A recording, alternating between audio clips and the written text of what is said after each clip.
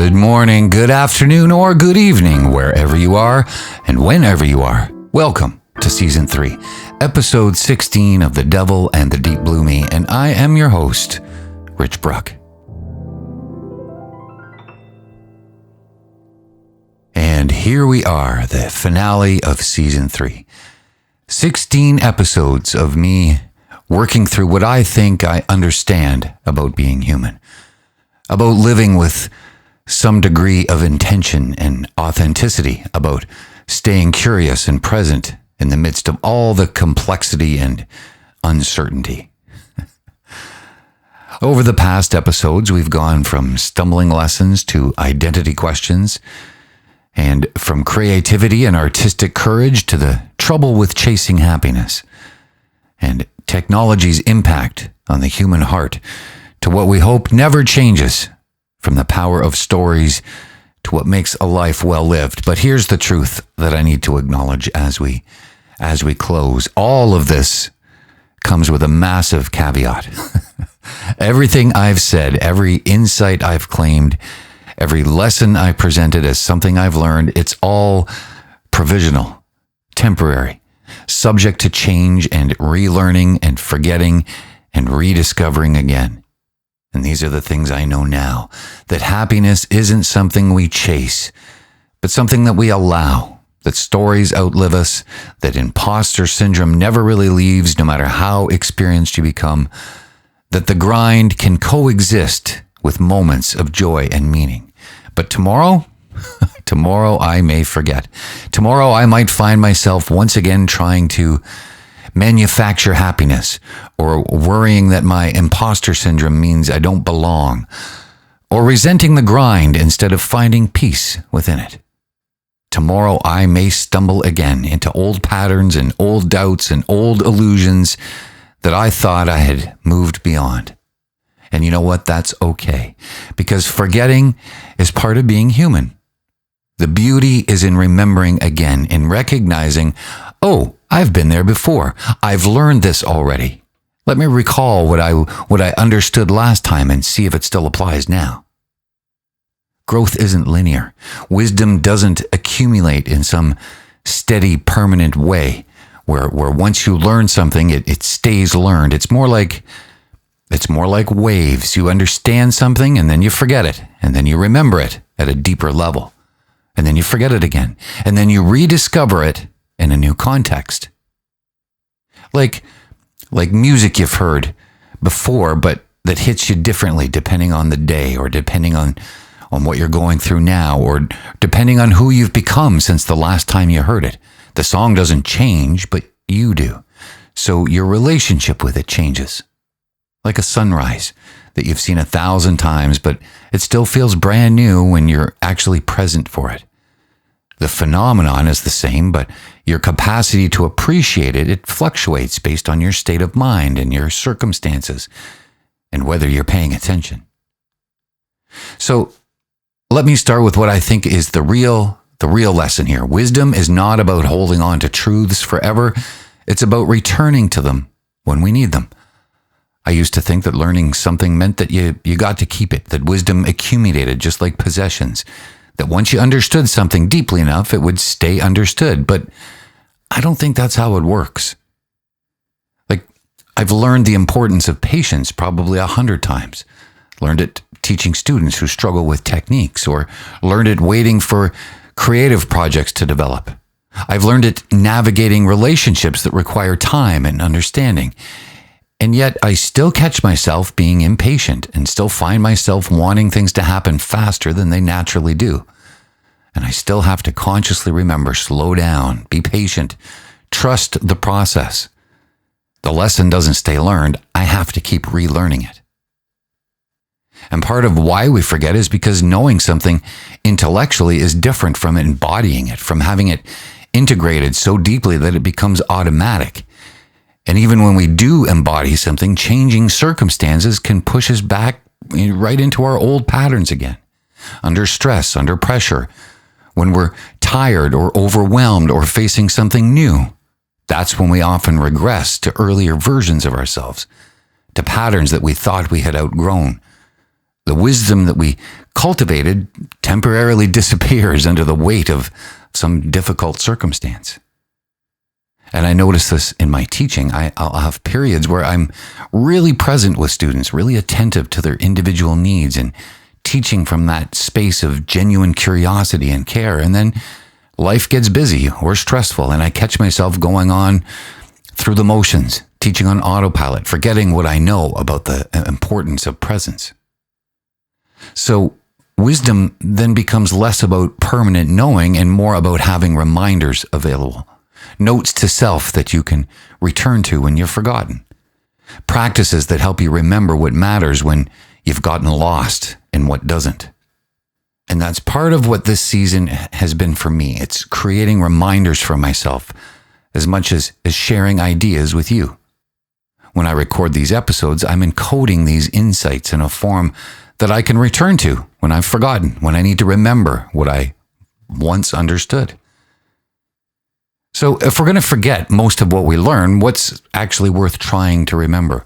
What are the core things that might serve as anchors even when everything else is shifting? Well, I think love. Not the romantic ideal, but the practice of caring about others' well-being, of showing up for people, of being present with genuine affection and concern. Every tradition, every wisdom system, every human culture eventually arrives at some version of love as a central to living well. And in my own experience, the times when I've been most connected to what feels meaningful are times when I've been loving well, attentive to people I care about, or generous with my time and my presence, and willing to be vulnerable in relationships. And I think another big one is laughter. The ability to find lightness, to not take everything so damn seriously, to see the absurdity and the beauty in ordinary moments. Laughter breaks tension, it creates connection, and it reminds us that being human includes joy alongside all the struggle. And connection. Genuine relationships where you can just be yourself, where there's mutual understanding and care, and where you don't have to perform or pretend. We're social creatures, and isolation erodes us. Connection sustains us.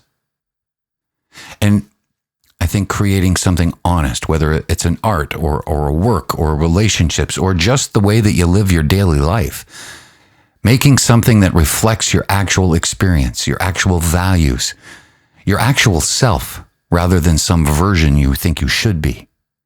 And for me, that's music, but it could be anything. The important thing is the honesty, the willingness to express something true, even when it's not polished or perfect or conventionally successful. Noticing the fleeting beauty of ordinary days, sunlight through windows, conversations with strangers, the specific way someone you love laughs, small moments that are easily missed if you're not paying attention, but that contain something essential about what makes life worth living. And this all requires practice because our default is often to move through days on autopilot, to miss what's actually here while we're worried about what's coming or ruminating about what's past. So what I hope I remember, even if I forget everything else, is this simple little list: love, laughter, connection, creating something honest, and noticing beauty. And I think that's enough.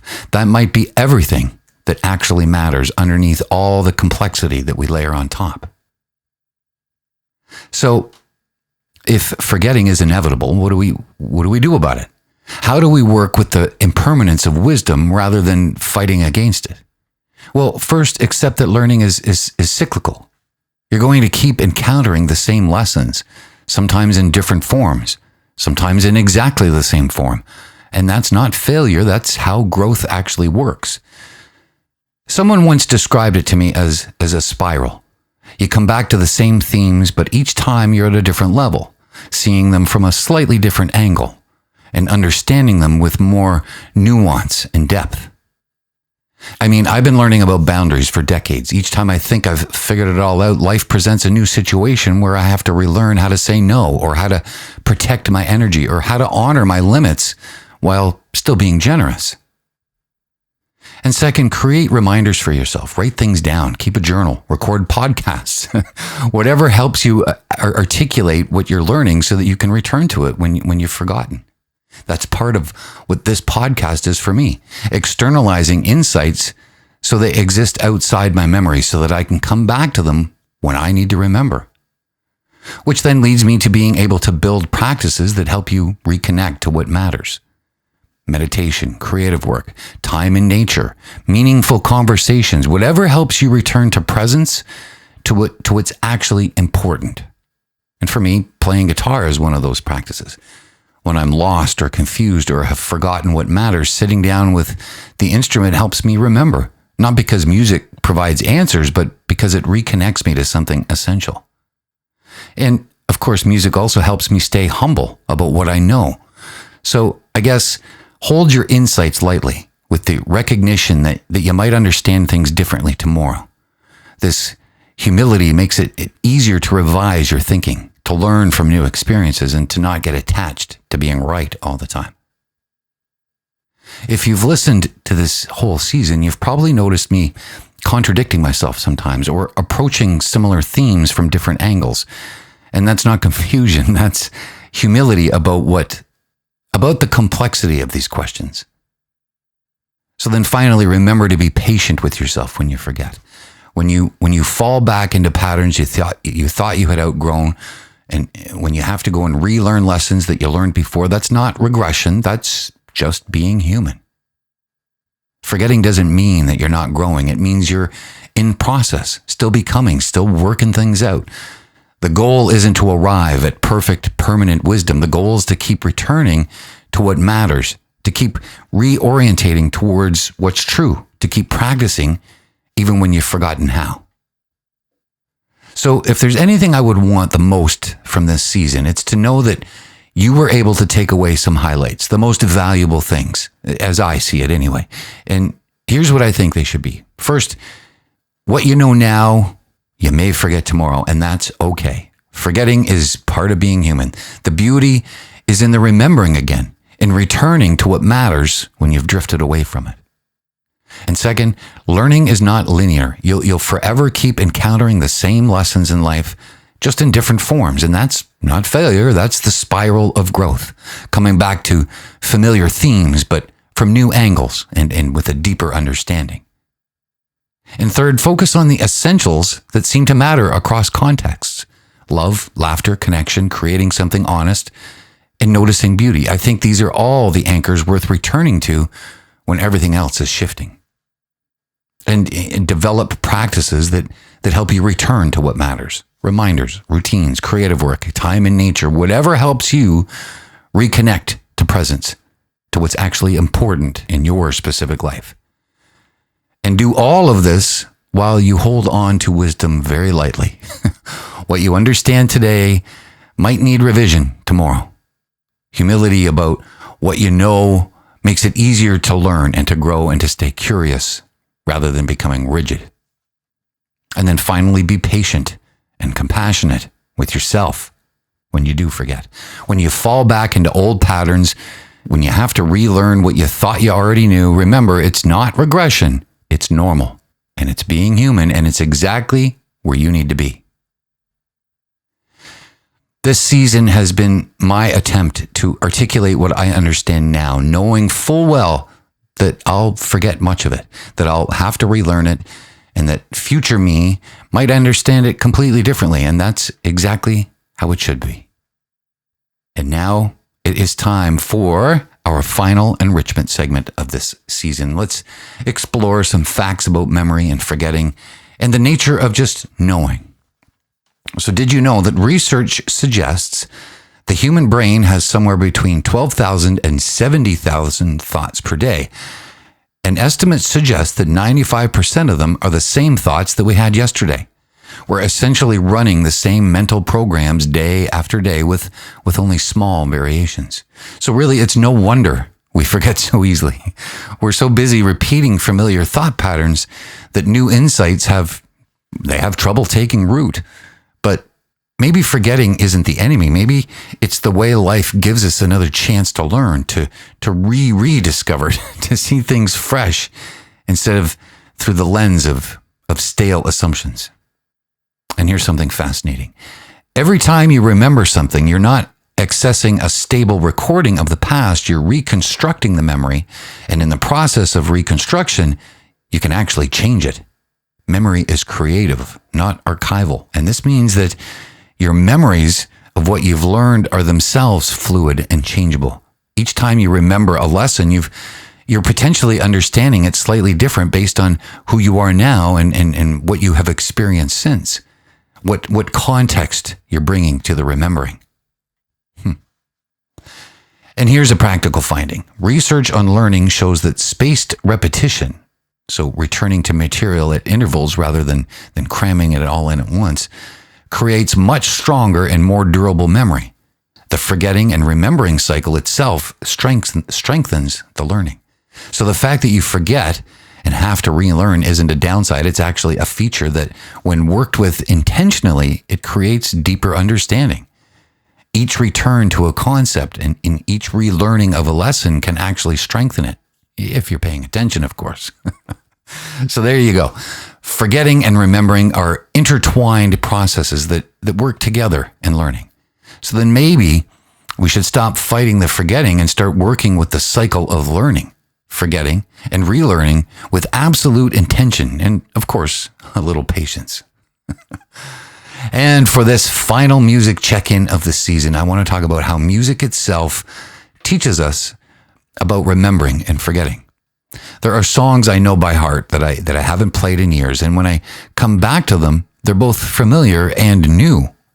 The muscle memory is still there, but my interpretation has changed. The emotion I bring to them has evolved, and what I hear in them now is different. Music isn't static, even when the notes stay the exact same. Every performance is a new interpretation, a new remembering, a new relationship with the material, and I think that's a huge part of what keeps it alive.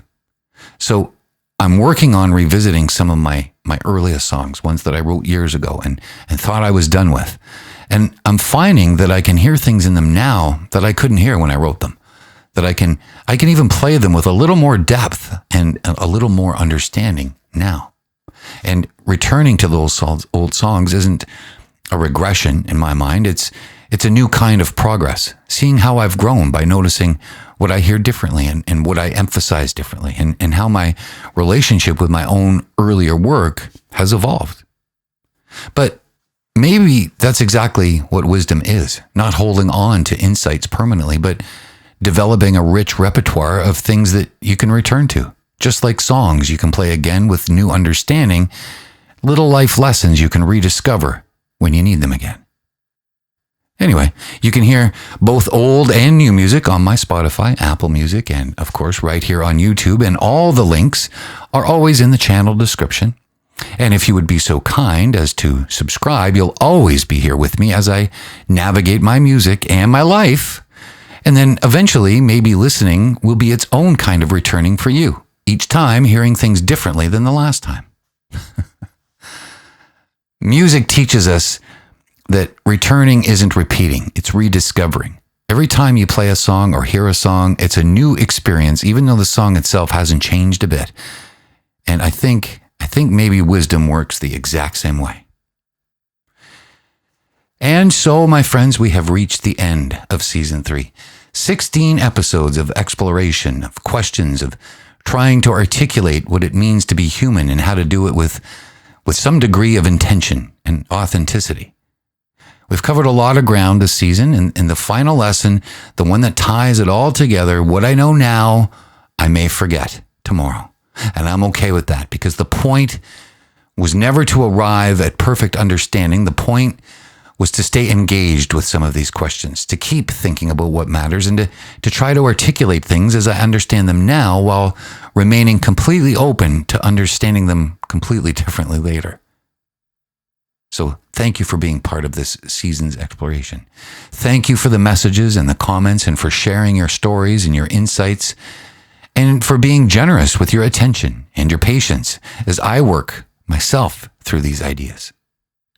This is the end of season 3, but it's not the end of the exploration. These questions don't get permanently answered. We'll keep circling back to them. We'll keep learning, and we'll forget, and we will relearn. Because life is not about having it all figured out. It's about being willing to keep learning and to keep forgetting and to keep returning to what matters. And what matters most? Love, laughter, connection, creating something honest, and noticing the fleeting beauty of ordinary days. That's what I hope I remember, even if I forget everything else. So keep showing up to your life and being present for what's actually here, and keep loving people and creating something honest while always noticing beauty and learning and forgetting and relearning. Thank you for listening and for thinking alongside me, for being part of this conversation about what it means to be human, to live well, and to stay awake to what actually matters. And you know what? Write down one thing from this season that really meant something to you, just one, and put it somewhere where you'll see it when you need to remember. Because you will likely forget, and that reminder just might help you find your way back. And while you're off diligently making your notes, until we speak again wherever and whenever that might be, please have yourself a safe and happy life.